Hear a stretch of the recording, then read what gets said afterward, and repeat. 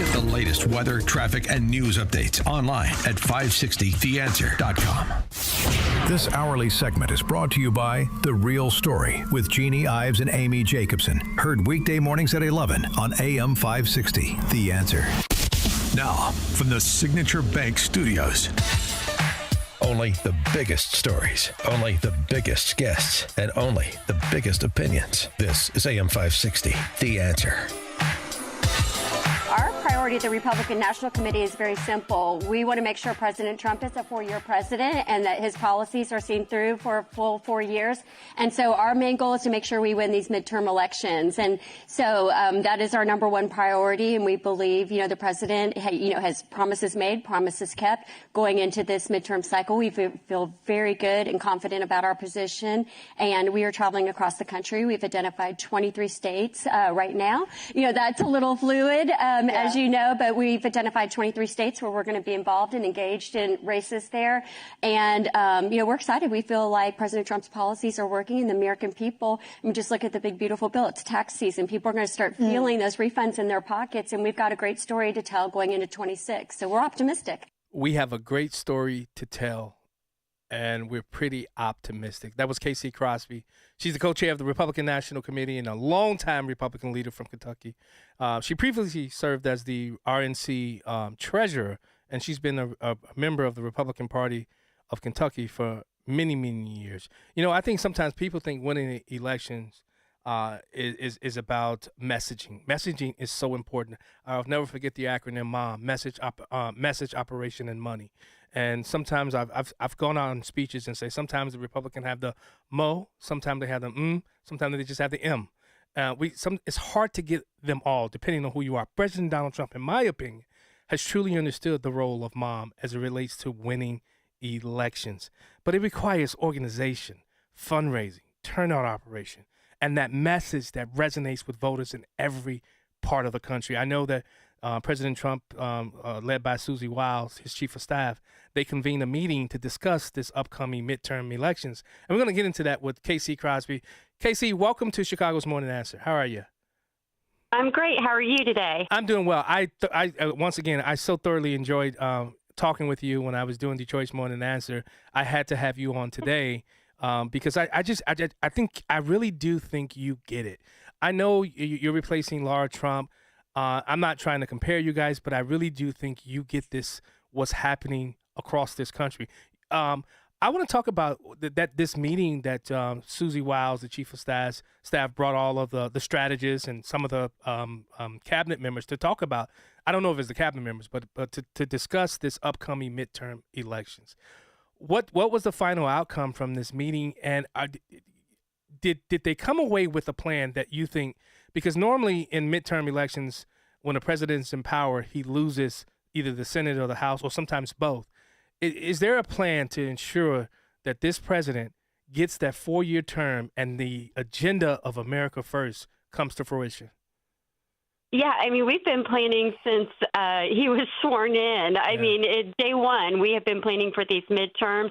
And I like to tell people I've never seen such unity between the White House and the Republican National Committee as I see right now. We are in constant communication. We are working as one team with one mission. And, of course, it's all hands on deck to make sure that we are making President Trump a 4-year president. And I think you heard very clearly from President Trump's chief of staff that they were going to be very active, and there's no better messenger than President Trump to talk about the great things he's done and his cabinet has achieved over the past year. And so we're excited. We've already seen him in states, out in some of these swing states, and recent polling shows that Republicans are solidly behind President Trump. And so, again, we're very optimistic going into these midterms, but it is all hands on deck, and we are working very closely with the political team at the White House to make sure we achieve our goals and make President Trump a 4-year president. Yeah, Casey, I don't mean to put you on the spot, but you said 23 states, and I know Illinois is probably not one of those 23 states. But when you look at, as somebody who's the co-chair of the overall national RNC, what is it? What advice would you give to those who are vying for position of power to lead the Illinois Republican Party? What would you say to them that some of the key things they need to do to revive this stale Republican Party here in Illinois. There are fighters. And as you know, there's always this grassroots versus the establishment fight. What's your message to Illinois Republicans to either get your stuff together, and what advice would you give if you can, I should say? Well, first and foremost, I want to say I qualified that because it's a very fluid situation, as you know. Yeah. Sometimes things change, and we're data-driven, and so we are constantly watching the data. And we have absolutely, I should say, the best data as far as our political operation goes. And so it's very data-driven in determining where we're going to be and what races we're going to focus on.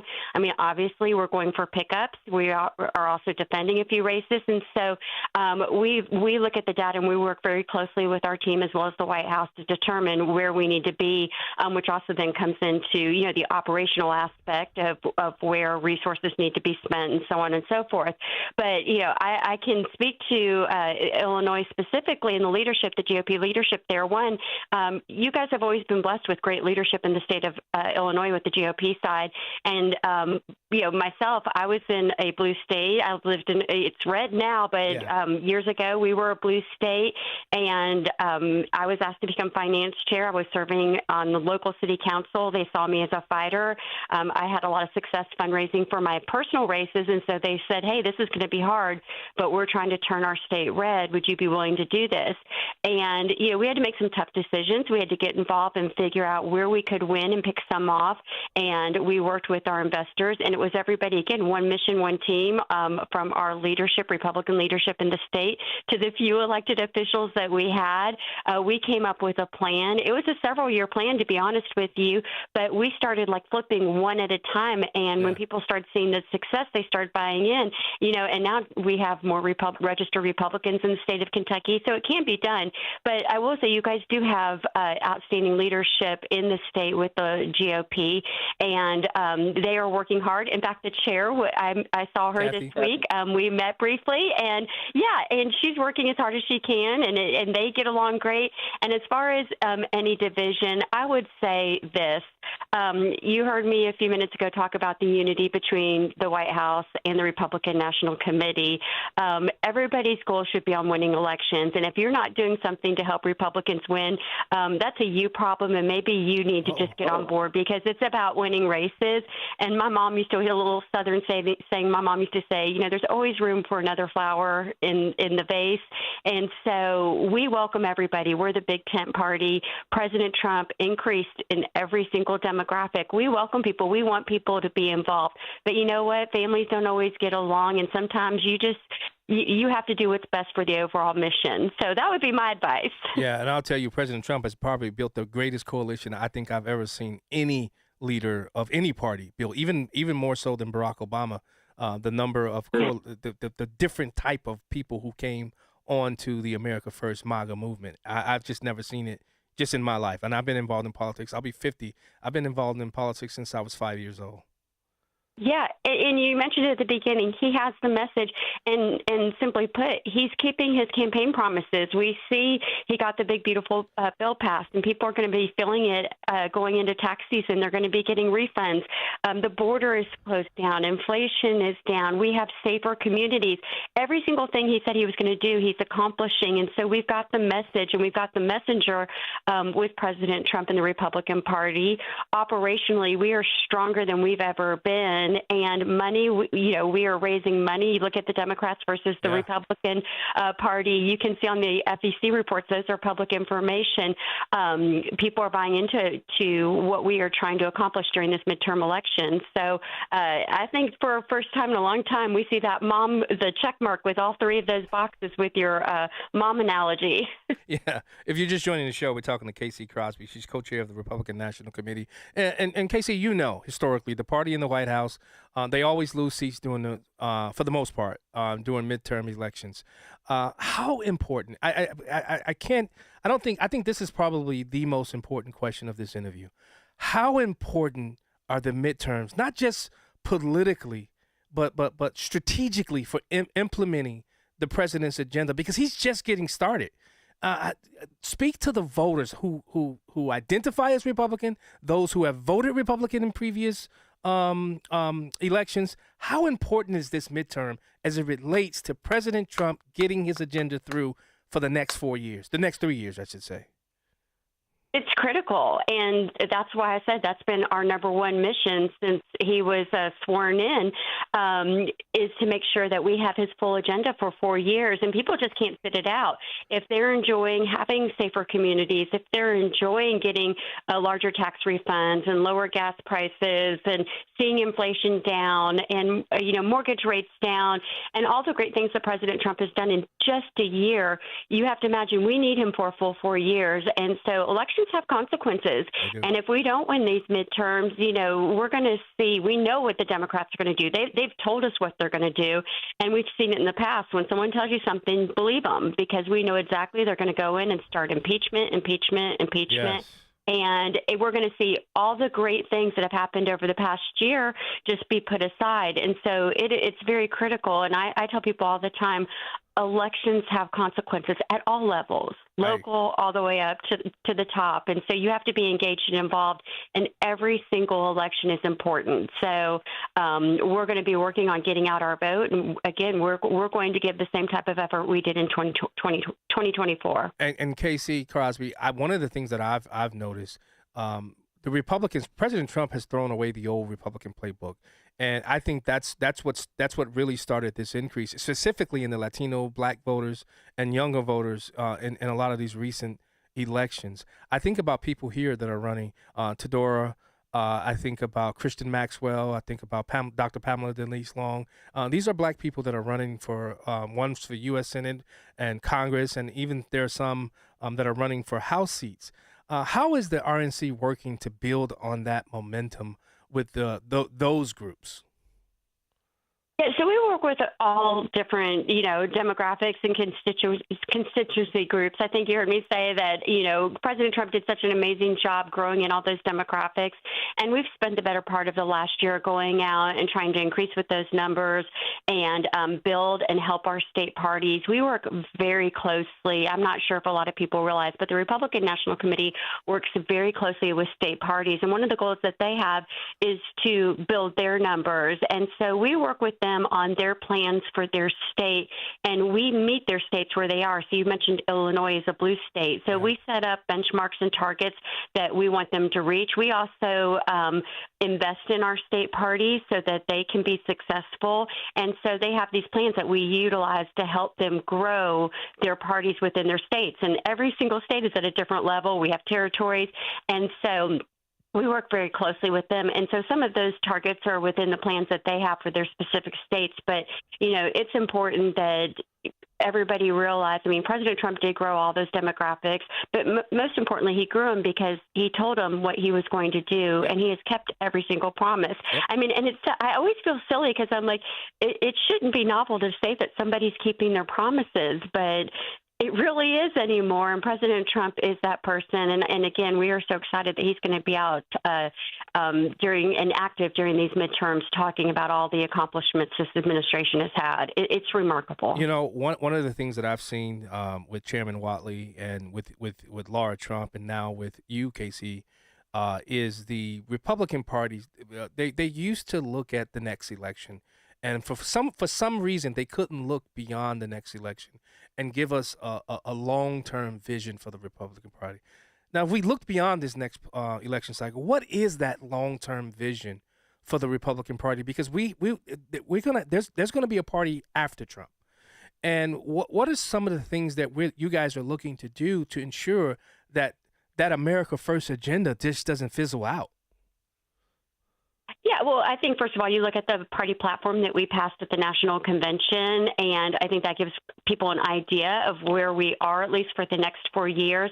And, I believe that Vice President Vance said it best a few weeks ago. I don't know, it was a week or two ago, where somebody asked him about his future specifically, and he said, if I do a good job right now, I'm not looking at the next job. I'm looking at what can we do now and accomplish now. And that always opens doors.